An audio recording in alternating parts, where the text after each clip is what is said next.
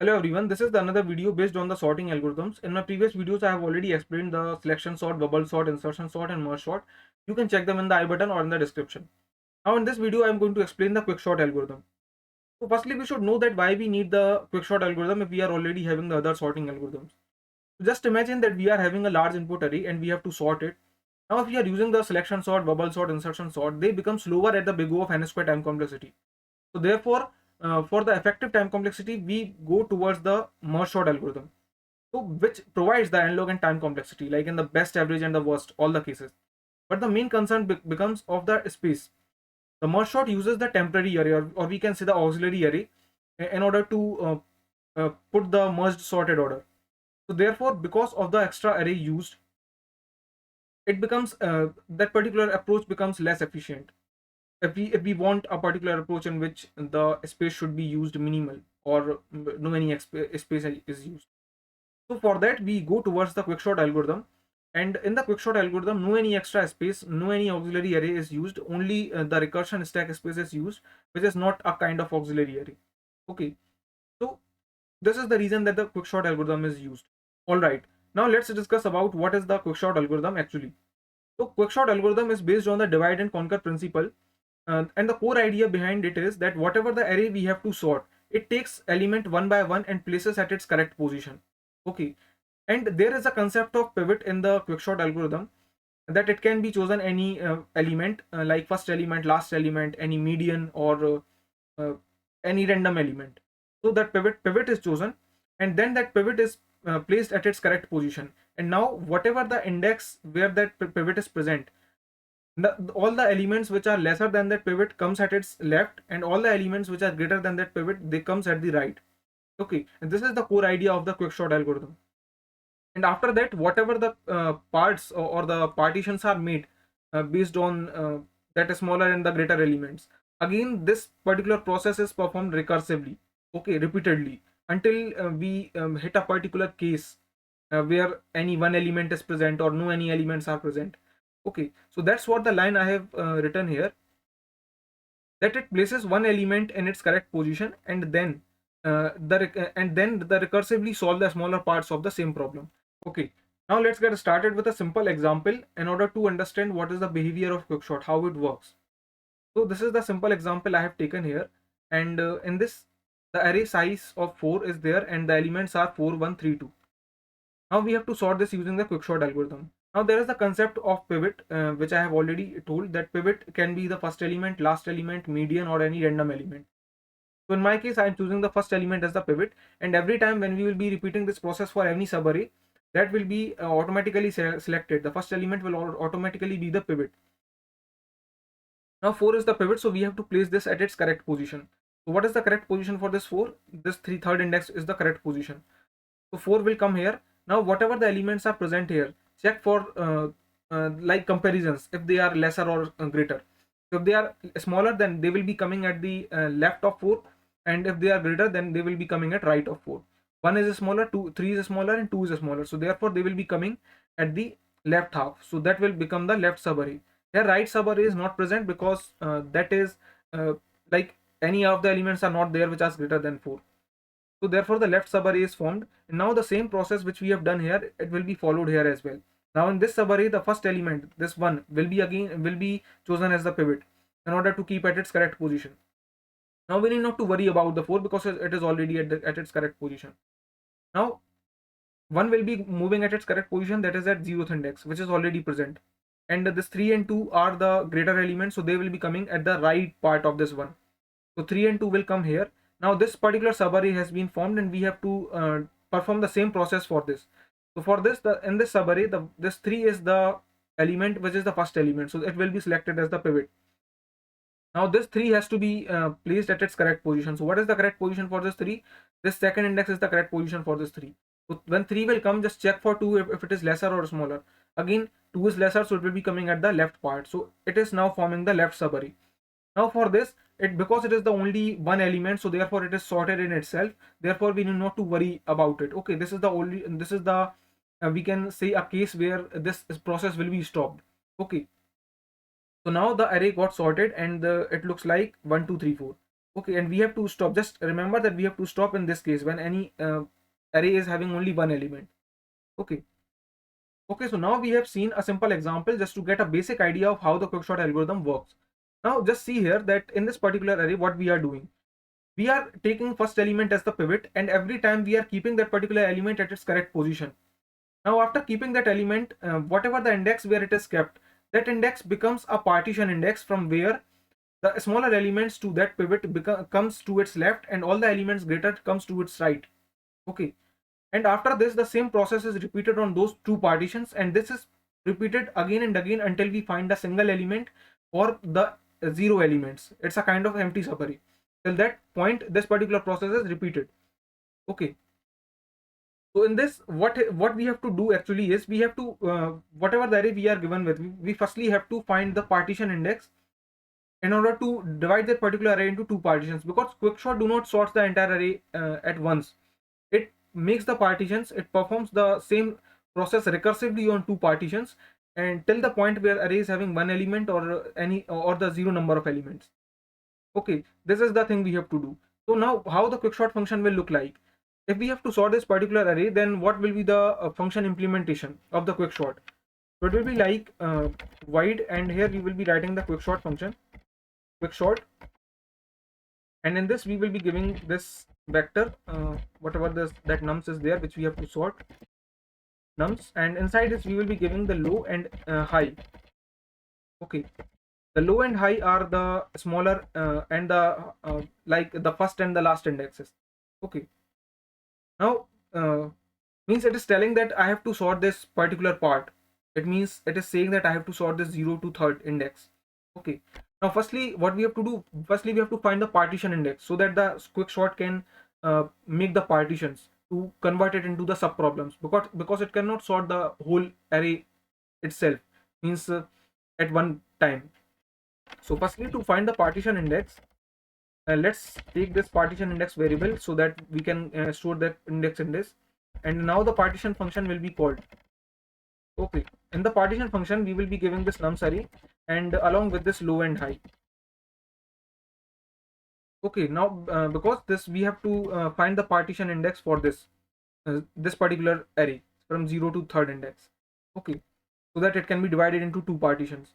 Now after the partition index is found, see here we have found this particular here we have kept this particular element at its correct position. Therefore this element now no need to worry about, we need not to worry about this element because it is already placed at its correct position.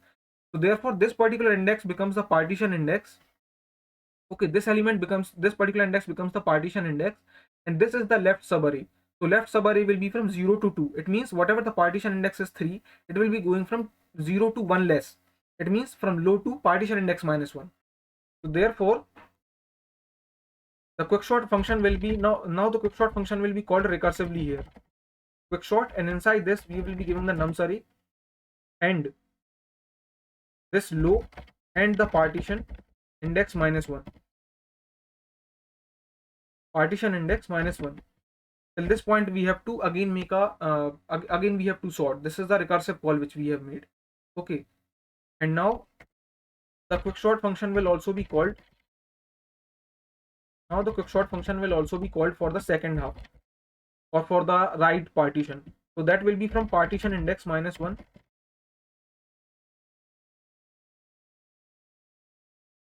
partition index plus 1, sorry, partition index plus 1 to high. Again this particular element which is already present at its correct position, so therefore we need not to worry about it. The partition index minus 1 till here and partition index plus 1 from here, what if the array is present. So that we have to do. Now obviously if we have written this particular recursive calls, this function is called for this array, and after that the partition index is found. Again for those two partitions we are making these recursive calls, but they has to stop at some point of time, obviously. So for this we must have a base case. We must have a base case where this should stop. So what will be the base case here? See here the low and high are this. Okay, means we have to sort this array. Now it found the partition index this, and it is converted into this low in the left subarray. So the low and high becomes now this. again the partition index for this particular part, it becomes this partition index. Oh, sorry, this is the pivot. Okay, so for this we have kept it at this position, and this becomes the partition index. Now the right subarray, and this we have to sort. So in this the low and high are there, low and high are here. And now again, when this particular subarray has to be sorted, this is the pivot, and now it is placed at this position. So this becomes the partition index, and therefore this becomes the left subarray. And in this case the low and high are equal. Okay, so the moment low and high are equal, at that point we have to stop. So low and high, when they become equal, that is the case where the array is only having one element, and therefore because it is already sorted, so we have to stop there. And one more case is there, that if the zero elements are present, means the empty subarray is there, therefore we also have to stop in that case. Okay, so the base case will be if low is greater than equal to high. Now this will be more understandable when we will be performing the dry run on a particular test case. Okay, so this is the base case where this should stop. Okay, so till now we have understood the what is the quickshot function implementation, how it is written, and we have seen a simple example just to get a basic idea of how the quickshot algorithm works. Now let's get into a ultimate test case where we will be performing a dry run on a example. Okay, and with this function, and also see that how the function how this partition is done, how the array is divided into the partitions again and again recursively, so that the entire array can get sorted. So this is the simple example I have taken here, and this is the function implementation which we have to which we have just written. Now this is the array which we have to sort. So for this the quickshot function will be called with this nums array, and the 0 means the first index and 7 is the last index. When this function is called, it will be going towards the function implementation where it is written. So this quickshot function implementation is written here, and the nums is taken array, and this 0 and 7 are taken. The condition is checked, so 0 is greater than equal to 7, no. So it will be going towards the finding the partition index. For that it will go to the partition function. So now firstly the partition index is found, and after that this again will be done recursively, means this the quickshot function will be calling the will be making the recursive call for the left partition and again for the right partition. So firstly let's find the partition index. Okay, so now let's get into the partition array, and this is the only concept which is the very important quickshot algorithm. So to understand this, what we have done is that whatever the pivot is there, when it is going at its correct position, all the smaller elements are going at its left and all the greater elements are going at its right. So now that's what the logic which we have to build, that how it is going to happen. So this is the pivot, the first element is the pivot, and I and j are the 2 pointers. So I will be pointing at the low and j will be pointing at high. So firstly we will keep on incrementing I till the point where we find a greater element, and then we will stop right there, and then this j will be checked. So we will keep on decrementing this j until we find the element which is lesser than the pivot, and again at that point we will stop and then reverse these two elements present at I and j, and again repeat the same process until I and j crosses each other. So let's see how this is going to work. So I is pointing at 4. Now is this 4 greater than the 4? No. So move I ahead. Is this 1 greater than 4? No. Is this 3 greater than 4? No. Is this 9 greater than 4? Yes. So just stop there, and now start checking for j. Is this element lesser than the pivot? No. Is this element lesser than the pivot? Yes. So therefore we will be swapping these elements, because now this I and j are not crossing each other. I is less than j. So that these elements will be swapped. 2 will come here and then 9 will come here. So 2 will come here and 9 is coming here. Now again keep on checking this. Is this element greater than the pivot? No. Is this element greater than the pivot? Yes. So stop here itself. Then again check for this. Is this lesser than pivot? No. Is this lesser than pivot? No. Is this lesser than pivot? No. Is this lesser than pivot? Yes. So therefore stop here. But I and j crossed each other. Therefore we will be stopping here and no need of any swapping.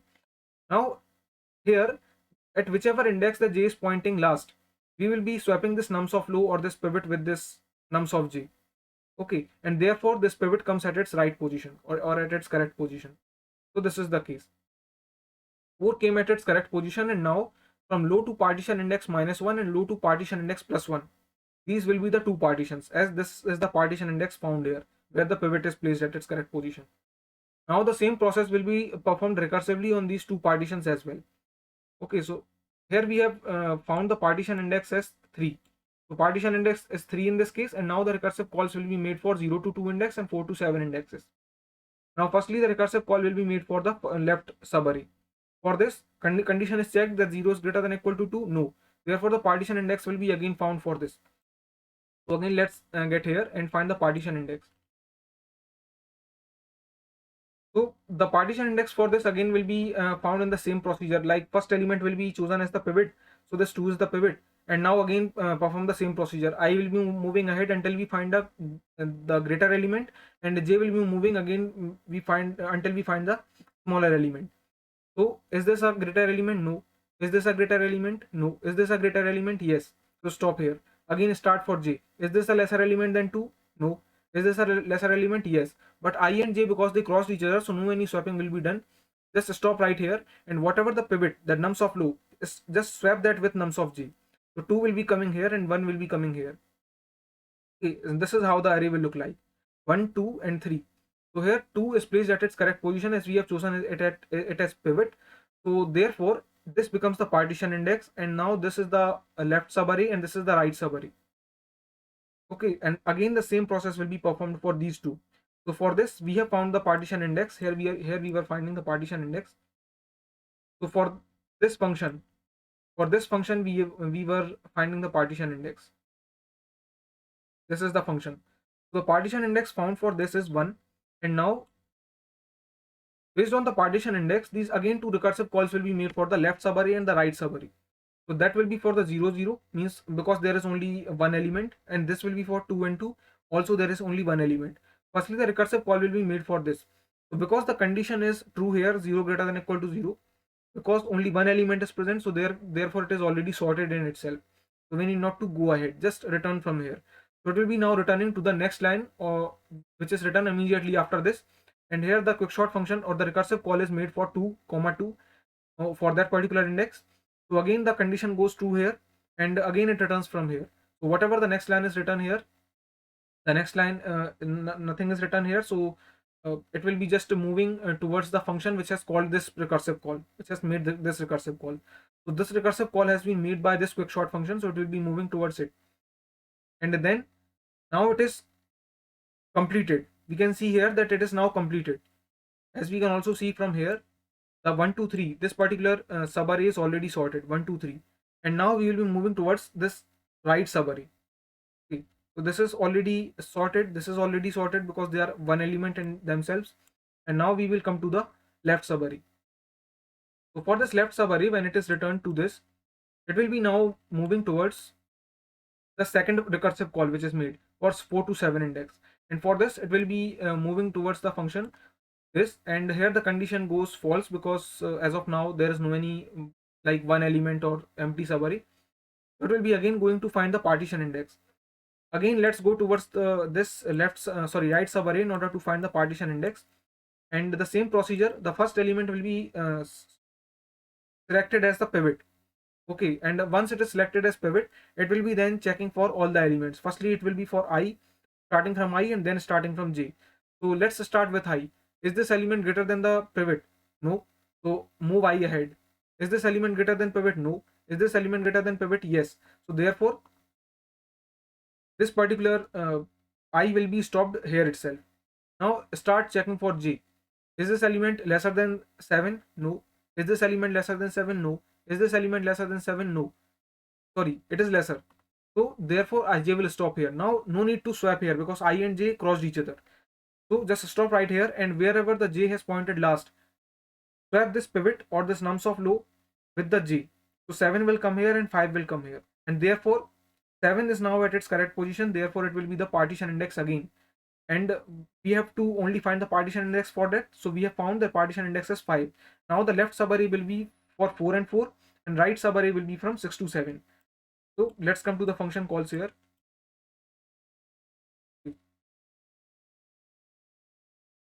So this is the case. Here this condition move gone false, and here we have gone inside the partition function which have found the partition index as 5. So therefore this two recursive calls will be again made from 4 to 4. That means low to partition index -1, and from partition index +1 to high. That means 6 to 7. Again, this particular function when will be called, so it will return true. Sorry, it will return from there itself, because this condition is true here, because only one element is present in that case. So it will return right from here and go to the next line immediately. And whatever the function or the recursive call is made here for 6 to 7, it will be then calling the function for that. So here again the partition index will be found using this partition function. And let's get into the right subarray for now. So this is the right subarray here, and now we have to perform the same task for, see, for this element we have already checked only one element present, so it is already sorted. Now the left subarray is this 9 and 8. So firstly, this first element will be the pivot. Okay, so now let's start from here. I is this I greater than this element? No. Is this I greater than this element or than the pivot? No. Now I moved ahead. Now here comes the another concept, that before checking for the any element with the I, firstly we have to make sure that it is less than equal to high, means it is in the range. If it is going at the another index after the last index, then it is trying to access high plus 1 index, which is not in the range. Therefore it will give the out of bound behavior. So we have to firstly check if it is less than equal to high, and same we have to do with j as well. Like the same condition can happen with j as well, that it can go uh, previous the low. Therefore we also have to keep the check that if j is greater than equal to low. So that's the case. Now I moved out of here, so therefore I will be stopped, and now start checking for j. Is this element lesser than the pivot? So yes, it is lesser. Therefore we have to stop right here. Now again do the same thing, that whatever the pivot element is there, that is nums of low, swap these both the elements, this pivot element and this nums of j element. So 9 will come here and 8 will come here, and therefore the array gets in this particular form. 9 comes here and 8 comes here. Now again, for this particular 9, because it is at its correct position, so therefore this becomes the partition index. Now the left subarray of this is having 8 and the right subarray is empty.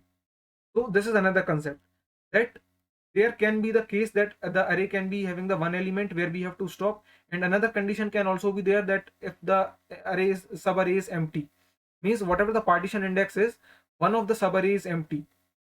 So in this case the right subarray is empty, and in that case also we have to stop. So here we can see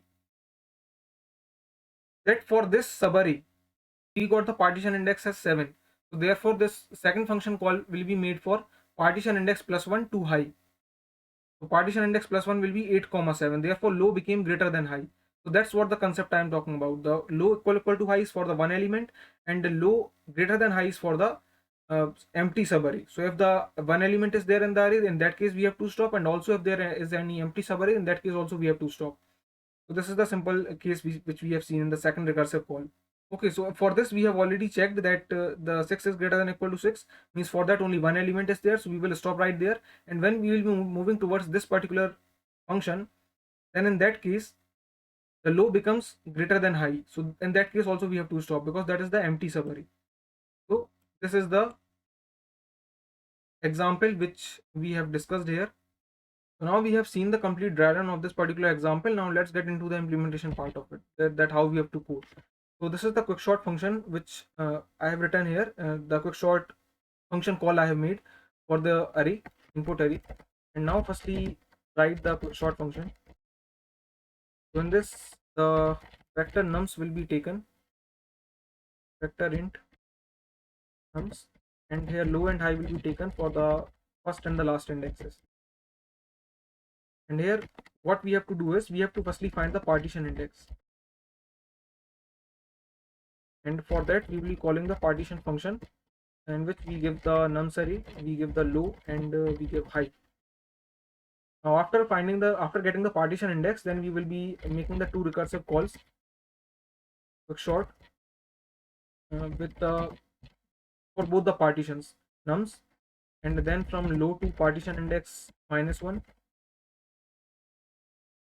partition index -1, and then the another recursive call for the right partition or the right subarray with the nums array, partition index plus 1 comma high, and the base case will be that if low is greater than equal to high, then in that case we have to return. That will be the base case. Now let's get into the partition function, how we can write the implementation of. So partition, here again the vector will be given, here again the low. Now in this partition function, what we have to do is, let's come here. Here firstly we have to this select the pivot. So that will be the first element. That will be the low. So nums of low. So int pivot equal to nums of low. And after this we have to keep the 2 pointers, I at the this low and j at high. Int equal I equal to low and j equal to high. Now once we have taken these pointers, now we will start checking for the elements. So I is here and j is here. Now start checking for the elements. So what will be the condition till where we have to check? We have already seen that once the I and j crosses each other, we have to stop right there, and then we have to swap this pivot or this nums of low with that nums of j, wherever the j is pointing last. So the condition will be, I will be running the while loop where the condition will be I less than j. Once I and j crosses, we will stop. Inside this, I will be writing the another while loop, and inside this while loop, what will be the condition? The first condition which I have just explained in this case, that when this I moved out of bound, out of this particular range. So firstly that I have to consider. So firstly I should be less than equal to high. Then only I will be going to check the elements. So if I is less than equal to high, then check for the elements if this nums of I is less than equal to the pivot. Why I am saying for the I less than equal to pivot? Because I am saying that whatever the elements, we have to keep on incrementing this I again and again until we find the element which is greater than the pivot, because that's not the correct position for that particular element. So to go till that element, we will be checking for the elements which is lesser than or equal to the pivot. Till that point we will keep on incrementing this I, and the point where that element is found as greater, there this particular condition will stop, so this loop will stop. So till that point of time, keep on incrementing this I. Now again, when this I is stopped, now check for j. So firstly j should be greater than or equal to low, and if it is the case, then check for the nums of j, as we were checking for the elements that keep on incrementing this j until we find the element which is lesser than the pivot. So for that we will keep on checking, we will keep on incrementing this j ahead and again until we see that yes, the element is right now greater. So if we find the element is greater, we will keep on incrementing, and when the element becomes lesser than the pivot, we will stop right there, because the condition will go false. So if nums of j is greater than the pivot, and keep on decrementing this j. Okay, and after this, firstly check that if I is less than j or not, because that's the important thing. If I and j cross each other, then we will not be swapping those elements, as in this case we have already seen that I and j crossed, so we were not swapping those particular elements, this 2 and 7. We just go outside and swap this pivot with this nums of loop. So here if I is less than j, then only swap the elements, nums of I and nums of j. So this is what we have to do, and later on, when this particular condition goes true,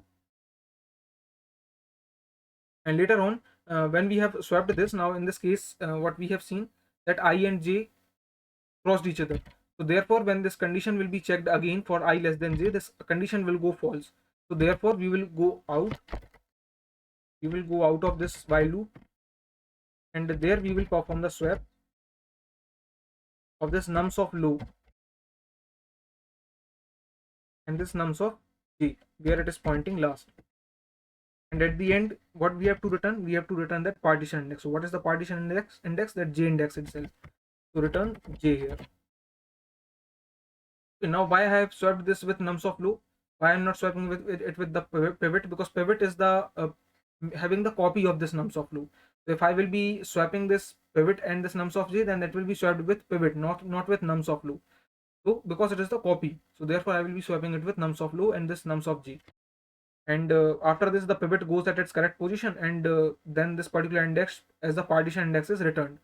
And when this is returned, again the two recursive calls are made for that particular partitions, for the left partition and for the right partition.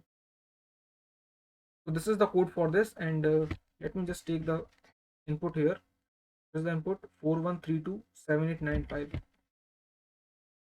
41327895. Let's run.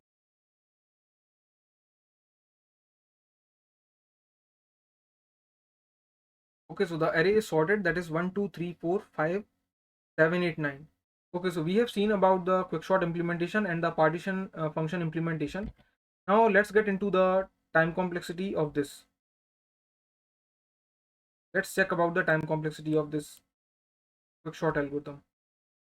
So the time complexity, it just depends on how the array is partitioned. It means the quickshot algorithm's time complexity is not fixed. Means for the best case and for the average case it is n log n, but for the worst case it is big O of n square. Why this is? Because it depends on the how the array is partitioned. If the like two things are there, firstly the partitioning is done, and the second the recursive calls are made. So the cost of the cost of one partition call, that is big O of n. How? Because whenever the partition is done, whatever the number of elements are present in that particular array, it takes the pivot as the first element, and then it scans all the number of elements like with the pointers I and j. It compares all the elements, and based on it makes the rearrangements. And this is why we say as it scans all the elements between the low and high, and then each of the element is compared with the pivot, and each element is visited at most once. That's why the cost of one partition call goes to big O of n. But the another important thing is how many number of times this particular partition call is done. Okay, so that's what the base now that's what the cases come here: best case, average case, and the worst case. So in the best case, what happens is, if the pivot is splitting the particular halves into the like nearly two equal halves, then in that case we can say that the levels will be in the form of log n. Like if the array is split it into the two roughly equal halves, like every time. So like this is the function which is called the 8 size element, and the 8 size array is there, and then it is dividing roughly into two equal halves. Then it becomes 4 size array, 4 size array.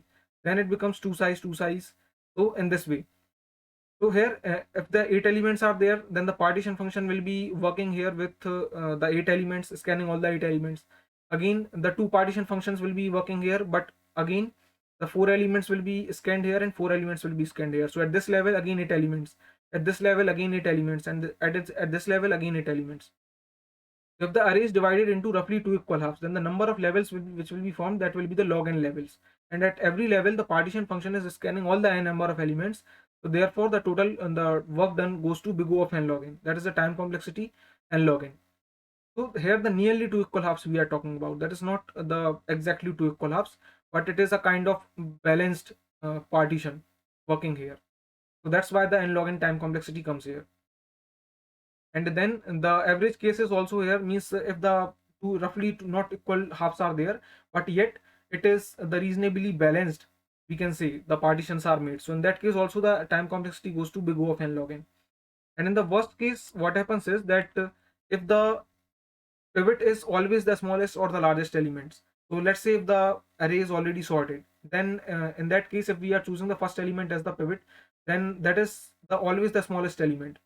The partition which will be made, the partition which will be working in the first partition, it will take big O of n, because all the n number of elements are there, so it will be scanning n elements. Now after the first partition, the first element will be the element which will be at its correct position, and now the second partition will be for the right side, because for the n number of elements, n minus 1 elements, because at the left side there are 0 elements, no any element is lesser than that element, that is the only smallest one. And now the second partition will be made for n minus 1, same for n minus 2, then for the element which is only one element present. So therefore the total work done goes to like 1 plus 2 plus 3 like till n. So it will be like a formula n into n plus 1 by 2, which goes to big O of n square time complexity. So this is how at every level the 8 size for the 8 the function is called for the 8 size, then for the 7 size, then for the 6 size, then for 5 size, and likewise till 1 size element. So therefore the total levels are like 8 levels from 0 to 7. Okay, and that the total work is for n, then n minus 1, then n minus 2 till 1, which becomes n into n minus 1 by 2, that is big O of n square. So now let's talk about the space complexity. So the quickshot algorithm do not takes any extra array or any auxiliary space in order to perform the algorithm. It does all the things in place, whatever the arrangements of elements are there, the swapping is there done, the partitioning is done, it is done in place in memory, but it only uses the stack space, and that is not the part of the auxiliary space or the auxiliary array. So the quickshot does not use any extra array, and it does use the space because of the recursion only. The best and the average case can be that if the partition is done such that there is a balanced partitions are there. So in that case, the recursion depth can go to log n, because that is the maximum number of levels are there, log n. The maximum recursion depth can be log n itself. So the space complexity becomes big O of log n, and that is the part of best or the average case. But in the worst case, if the partitions are done in such a way that the pivot is chosen the smallest element every time or the largest element every time, and in that case the maximum recursion depth which can go, that can go till n. So therefore in the stack the maximum number of function calls which are made, that is n number of function calls. So therefore the space complexity goes to big O of n. So that is all about the quickshot algorithm.